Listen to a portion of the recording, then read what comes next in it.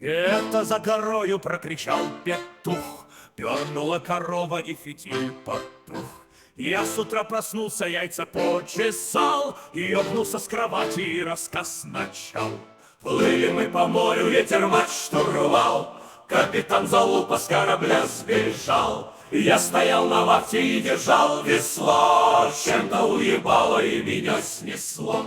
9 дней мучений я насквозь промок, только на 10-й я увидел островок. Вылез я на берег, нету ни души, хоть садись на камень и очко чеши. К вечеру я встретил тут на гога дикаря. Он татуирован с носа до хуя, на башке солома, а в носу кольцо, и копьем пробито левое яйцо. Плыли мы по морю, ветер мачту рвал, капитан Залупа с корабля сбежал. Я стоял на вахте и держал весло, чем-то уебало и меня снесло.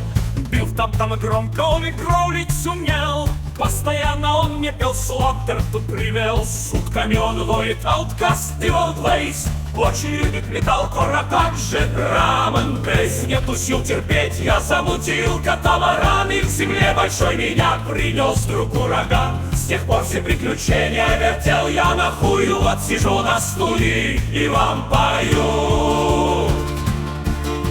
Плыли мы по морю, ветер мачту рвал, капитан Залупа с корабля сбежал. Я стоял на вахте и держал весло, чем-то уебало и меня снесло.